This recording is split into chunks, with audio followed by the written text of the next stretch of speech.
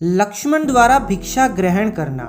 सुबह मेघनाद से लक्ष्मण का अंतिम युद्ध होने वाला था।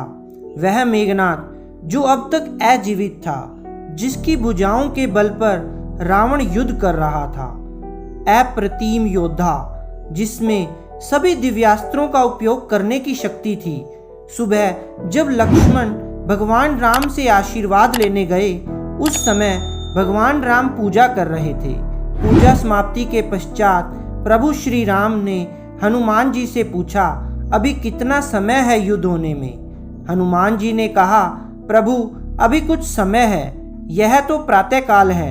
भगवान राम ने लक्ष्मण से कहा, यह पात्र लो और भिक्षा मांग कर लाओ। जो पहला व्यक्ति मिले उसी से कुछ अन्न मांग लेना। सभी बड़े आश्चर्य में पड़ गए। आशीर्वाद की जगह भिक्षा?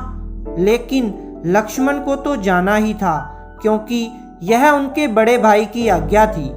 लक्ष्मण जब भिक्षा मांगने के लिए निकले तो उन्हें सबसे पहले रावण का एक सैनिक मिल गया। आज्ञा अनुसार मांगना ही था। यदि भगवान की आज्ञा ना होती तो लक्ष्मण उस सैनिक को वहीं मार देते, परंतु वे उससे भिक्षा मांगते हैं। सैनिक ने अपनी रसद से लक्ष्मण को कुछ अन्न दे दिया। लक्ष्मण ने वह अन्न लाकर भगवान राम को अर्पित कर दिया। तत्पश्चात भगवान राम ने उन्हें आशीर्वाद दिया, विजयी भव। भिक्षा का मर्म किसी की भी समझ नहीं आया, पर कोई पूछ भी नहीं सकता था। बस यह प्रश्न सबके अंदर ही रह गया। फिर भीषण युद्ध हुआ। अंत में मेघनाथ ने त्रिलोक की अंतिम शक्तियों को लक्ष्मण पर चलाया।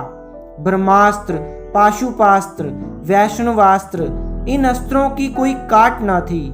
लक्ष्मण ने सिर झुकाकर इन अस्त्रों को प्रणाम किया। सभी अस्त्र उनको आशीर्वाद देकर वापिस चले गए। उसके बाद राम का ध्यान करके लक्ष्मण ने मेघनाद पर बाण चलाया। वह हंसने लगा। देखते ही देखते मेघनाद का सिर कटकर जमीन पर गिर गया और उसकी मृत्यु हो गई। उसी दिन संध्या काल में भगवान राम शिव की आराधना कर रहे थे। भगवान राम ने लक्ष्मण को सुबह भिक्षाटन हेतु क्यों भेजा था, यह प्रश्न तो अभी तक प्रश्न ही रह गया था। तो हनुमान जी ने कहा, प्रभु आप आज्ञा दे तो एक प्रश्न है। भगवान राम की अनुमति मिलने पर हनुमान जी ने पूछा, प्रभु वह भिक्षा का मर्म क्या है? भगवान मुस्कुराने लगे, बोले, मैं लक्ष्मण को जानता हूँ। वह अत्यंत क्रोधी स्वभाव का है, लेकिन युद्ध को क्रोध से नहीं विवेक से जीता जाता है। जीवन के हर क्षेत्र में विजय वही होता है जो उस समय विशेष पर अपने विवेक को नहीं खोता है। मैं जानता था कि मेघनाद ब्रह्मांड की चिंता नहीं करेगा। वह युद्ध जीतने के लिए हर तरह के दिव्यास्त्रों का प्रयोग करेगा। इन अमोघ शक्तियों के सामने ताकत नहीं, सिर्फ और सिर्फ विनम्रता ही काम कर सकती थी। इसलिए मैंने लक्ष्मण को सुबह झुकना बताया। एक वीर शक्तिशाली व्यक्ति जब भिक्षा मांगेगा तो विनम्रता उसमें स्वयं प्रवाहित होगी। लक्ष्मण ने मेरे नाम से बाण छोड़ा था। यदि मेघनाद उस बाण के सामने विनम्रता दिखाता तो मैं उसे भी क्षमा कर देता। दोस्तों, केवल जब हम महानता की दीवार तोड़कर स्वयं को विनम्र एवं तुच्छ प्राणी के रूप में प्रस्तुत करते हैं और अपनी व्यवहार संबंधी जटिलताओं और अहंकार को वश में कर लेते हैं, तभी जीवन वास्तव में आनंददायक बनता है।